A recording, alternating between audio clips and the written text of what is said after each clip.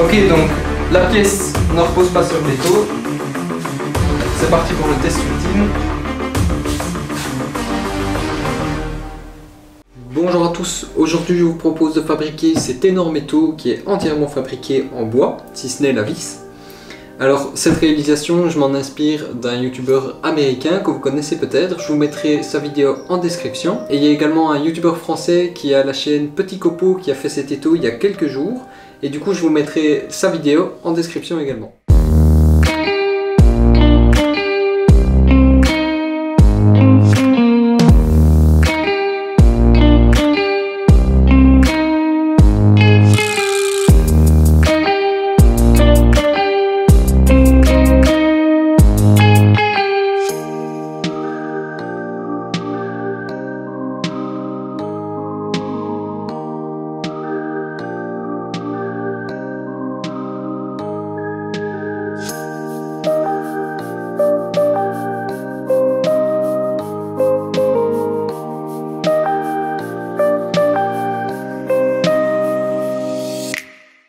Ok, alors première étape de ce projet, il faut tout d'abord découper des planches de 19 mm d'épais.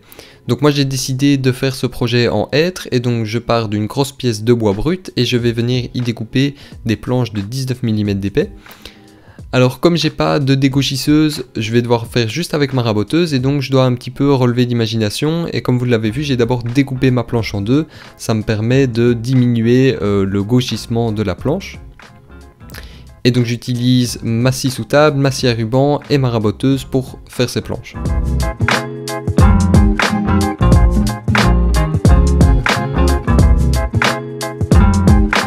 Une fois mes planches rabotées à 19 mm, eh bien j'ai donc mon bois qui est prêt à être utilisé. J'ai donc pris mon ordi avec le logiciel SketchUp et le plan qui est mis à disposition par le créateur de cet étau et j'ai commencé à tracer sur mes différentes planches les différentes pièces que je vais devoir découper.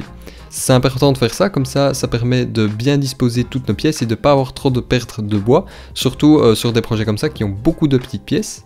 Et là c'est justement en faisant cette étape là que j'ai remarqué que j'avais mal lu le plan et qu'en fait il me manquait beaucoup de bois et donc j'ai encore redécoupé deux planches de 19 mm, les deux grandes là que vous voyez, je les ai fait hors caméra et donc voilà, avec tout ça j'ai assez de bois et si vous voulez faire ce projet, sachez qu'il faut plus ou moins 0,7-0,8 m² de bois.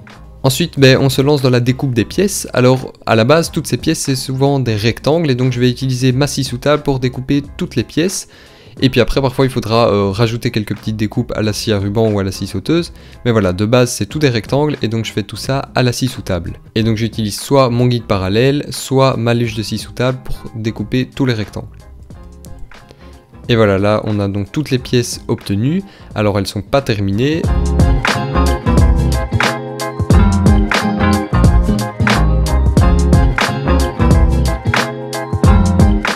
En effet, certaines, elles demandent encore d'être un petit peu découpées, où il y a encore des trous à percer par exemple. Et donc je reprends mon ordi, je note tout ça sur les pièces, je vérifie que j'ai bien toutes mes pièces. Et maintenant on va se lancer dans la découpe. Voilà, par exemple ces petites pièces là, il faut découper un arrondi. Moi je fais ça à la scie à ruban parce que j'en ai une, mais évidemment c'est quelque chose qu'on peut parfaitement faire avec une scie sauteuse.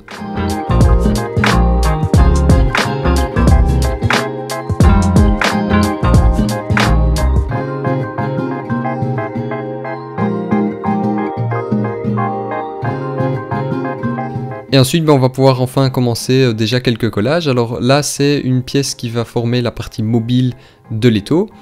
Et donc moi j'utilise juste de la colle et des serre-joints pour assembler mes pièces. Le créateur de l'étau il utilisait également un cloueur pneumatique, moi j'en ai pas donc je fais sans. Et honnêtement si on fait un bon collage, ça suffit. Et voilà, donc là par exemple je dois coller les deux mâchoires de l'étau. Et donc voilà, pour ça moi je me fais un petit gabarit, comme ça toutes mes pièces vont être bien alignées quand je mets mes serre-joints et elles vont pas partir dans tous les sens. C'est assez important, quand on a découpé toutes ces pièces, on n'a pas envie de devoir tout recommencer parce qu'on loupe le collage. Donc on prend le temps de faire un petit gabarit.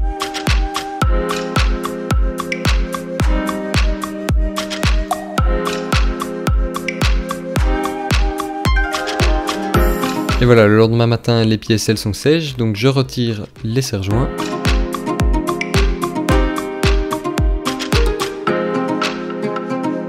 puis on va encore continuer la partie mobile en collant les deux grands côtés. Donc encore une fois, colle et serre-joint, c'est pas très compliqué. Il faut juste bien prendre son temps pour que les pièces elles soient bien alignées. Il faut pas oublier de retirer les bavures de colle parce que sinon dans les angles après, une fois que c'est sec, c'est compliqué à retirer. Alors voilà, ça c'est donc la vis qu'on va utiliser pour cet étau. C'est en fait un pied d'échafaudage réglable en hauteur, ça s'appelle aussi un vérin d'échafaudage. Ça a l'avantage d'être une très grosse vis, tant dans le diamètre que dans le pas de vis, et donc c'est vraiment ce qu'on recherche pour un étau. Et là d'ailleurs vous pouvez voir, c'est donc l'écrou qui normalement sert à régler l'échafaudage en hauteur, mais cet écrou on va évidemment l'utiliser pour l'étau. Et donc voilà, cet écrou maintenant il va falloir pouvoir le fixer dans la partie fixe de l'étau.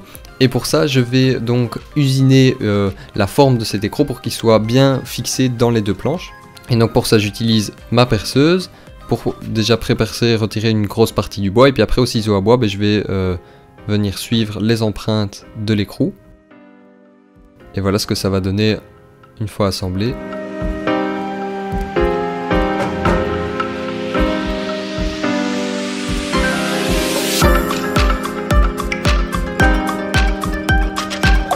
Donc là, avant de repasser au collage, j'en profite pour déjà poncer les deux mâchoires de mon étau, puisqu'il y a eu pas mal de bavures de colle et de désaffleurs. Comme ça je peux utiliser ma ponceuse à bande, et donc je fais déjà un premier ponçage tant que c'est bien accessible. Et voilà, maintenant donc je vais repasser au collage ici de la partie fixe. Et donc on a ici donc la pièce que j'ai usinée qui va pouvoir accueillir l'écrou, et puis ensuite ici la mâchoire qu'on vient de poncer. Voilà, encore une fois, c'est des collages où il faut prendre son temps, il faut que toutes les pièces s'alignent bien, et puis après on met tous les serre-joints qu'il faut pour ne pas qu'il y ait de jour après séchage.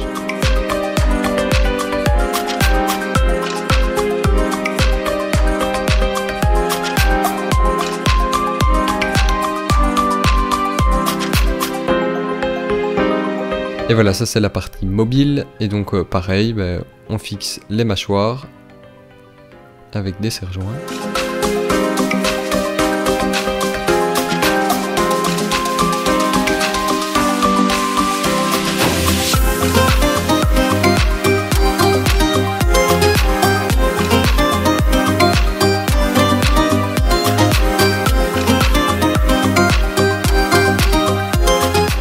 Et voilà, une fois sec, on voit que la partie mobile et la partie fixe s'emboîtent bien avec 1 ou 2 mm de jeu, c'est ce qu'on recherche. Et ensuite là je vais engager un gros ponçage, en fait c'est pour rattraper tous les désaffleurs au niveau de la mâchoire. Donc je commence à la meuleuse parce qu'on est avec du bois de bout de hêtre, donc c'est vraiment très dur de rattraper les désaffleurs, mais avec une meuleuse on peut retirer pas mal de matière.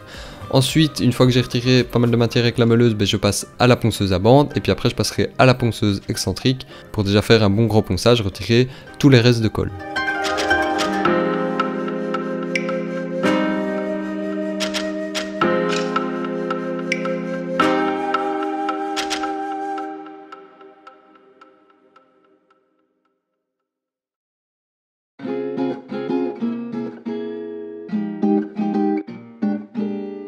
Ok, alors là il nous reste deux petites pièces à fabriquer pour la partie mobile de l'étau.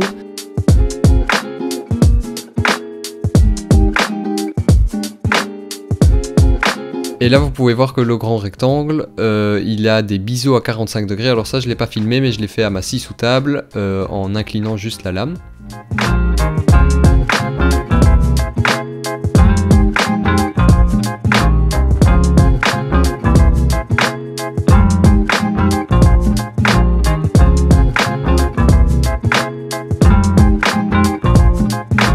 Et pareil pour la partie fixe, on va fixer la dernière pièce. Encore une fois, c'est une pièce qui a été biseautée sur certains angles. Et donc ça, je l'ai encore une fois fait à ma scie sous table en inclinant la lame à 45 degrés. Et donc là, on se lance dans la fabrication du manche de l'étau. Et c'est la seule pièce qui n'est pas faite à partir de bois de 19 mm d'épais. Donc pour ça, il va tout d'abord me falloir un gros cube de 70 mm de côté. Donc ici j'utilise un étau, alors c'est un peu bizarre d'utiliser un étau pour fabriquer un étau, mais évidemment on peut réaliser ce collage avec des serre-joints sans problème.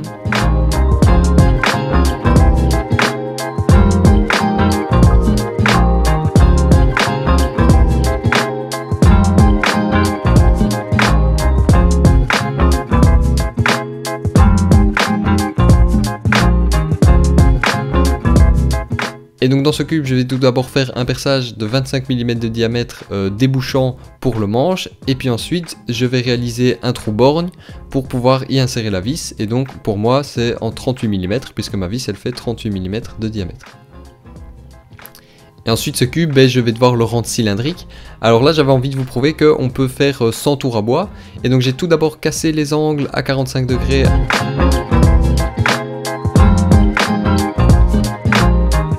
Donc j'ai d'abord cassé les angles avec ma meuleuse. Et puis après j'ai continué le ponçage avec la ponceuse à bande. Et puis j'ai terminé avec un ponçage à la ponceuse excentrique. Si on prend bien son temps, il y a vraiment moyen d'obtenir un beau cylindre.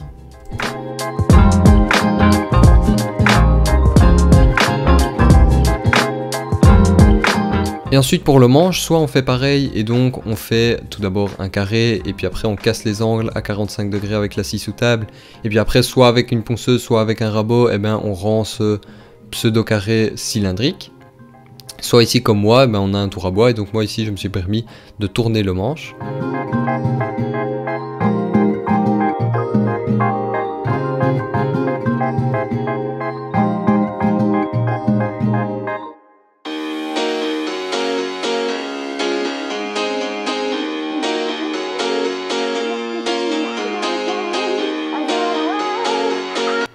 Et pareil pour les deux petits bouts cylindriques du manche, soit on les découpe par exemple à la scie sauteuse, soit ici moi je les ai fait au tour à bois.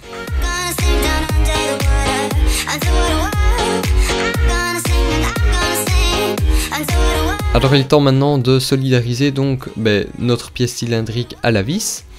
Alors pour ça, moi j'ai juste pré-percé donc ma pièce de bois pour y insérer des vis.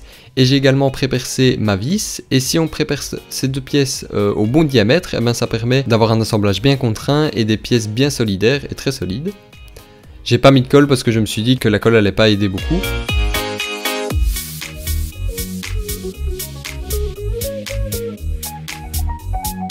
Et ensuite pour le manche, j'ai pré-percé mes pièces et là j'ai découpé la tête de deux vis que je vais utiliser donc pour fixer les deux bouts du manche.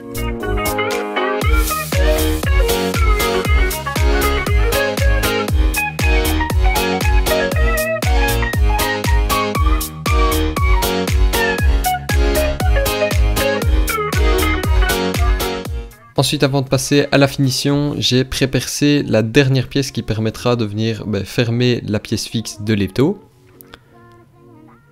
Donc j'ai pas prévu de mettre de colle pour cette pièce et donc je pré-perce de quoi mettre 6 vis.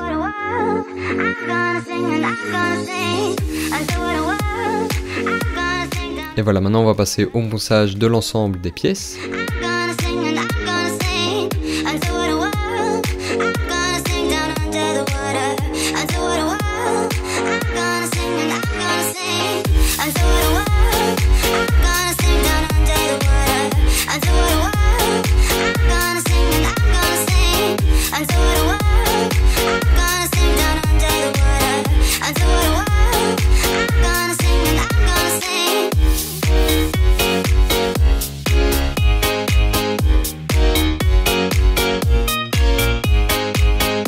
Et voilà, ensuite on va assembler donc tout l'étau.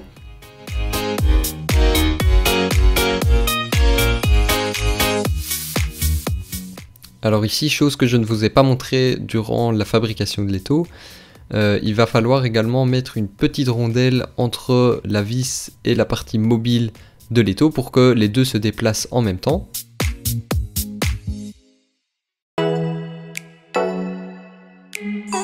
Et donc je viens fixer cette rondelle avec une petite vis.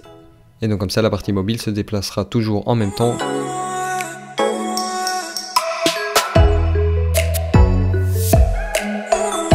Ensuite je viens visser la base. Alors là, comme vous le voyez à droite, il y a un petit jour. Et en fait je l'avais pas vu ici en vissant, mais évidemment j'ai redévissé la plaque du dessous. Et puis après je l'ai revissé pour ne plus avoir cette fente.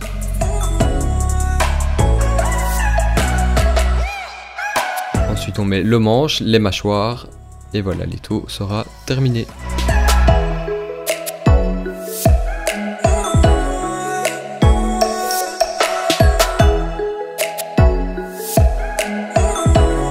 Ok, voilà, je vous retrouve quelques jours plus tard après la fabrication de cet étau. Je l'ai un petit peu utilisé et je vous propose de vous parler quand même d'une modification que j'ai effectuée sur l'étau. En fait ici, les deux mâchoires ici qu'on voit, quand je fermais l'étau, elles ne se fermaient pas de manière parfaitement parallèle. Ce qui faisait que les pièces, elles n'étaient pas parfaitement maintenues. Et donc je voyais que je pouvais bien mettre de la force, mais la force était mal répartie. Donc ce que j'ai fait, j'ai redévissé les deux mâchoires, je les ai redécoupées de manière parfaitement parallèle. Et voilà, maintenant on a un étau qui sert super bien les pièces. Et également ce que j'ai apporté comme modification sur ces deux mâchoires, j'ai collé du papier de verre. Et ça permet vraiment aux pièces d'être bien maintenues. Et maintenant, je vous propose un petit test pour voir ça en action. Alors là, on va vraiment être sur le test ultime. Je vous avoue que je l'ai même pas encore essayé. Si ça tient, ça veut vraiment dire que cet étau, il est hyper solide et donc je serai vraiment content.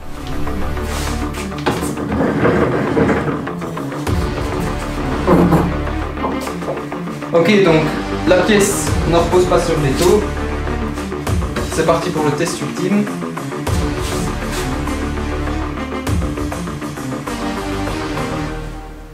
Wouhou! Ça tient! Je pense qu'on peut dire que c'est validé. L'étau fonctionne bien. Merci beaucoup d'avoir regardé la vidéo jusqu'au bout, j'espère qu'elle vous a plu. Voilà, ça c'était vraiment une chouette réalisation que vous pouvez essayer de refaire chez vous. Alors pour fabriquer cet étau, du coup il vous faut la grosse vis. Cette vis c'est un pied d'échafaudage réglable en hauteur, ça s'appelle un vérin d'échafaudage. Vous pouvez en trouver sur internet, je vous mettrai quelques liens en description, où vous pouvez également trouver ça dans des magasins spécialisés pour les échafaudages. Si vous voulez fabriquer cet étau chez vous, moi dans cette vidéo j'ai utilisé beaucoup d'outils, c'est pas nécessairement utile. Bon déjà ici moi je suis parti vraiment de bois brut, donc j'ai utilisé une raboteuse. Si vous en avez pas, vous pouvez tout simplement partir de panneaux. Il existe par exemple dans le commerce des panneaux de hêtre en 18 mm, ce qui fera parfaitement l'affaire. Alors pour fabriquer cet étau, je pense qu'il y a 3 outils indispensables. Il y a une scie sous table, une scie sauteuse et une ponceuse à bande. Avec tout ça, vous devriez vous en sortir. Alors si vous voulez voir d'autres tests avec l'étau, je vous invite à vous abonner et vous verrez ça dans les prochains projets, dans les prochaines vidéos. D'ici là, bricolez bien, c'était Gauthier. Salut!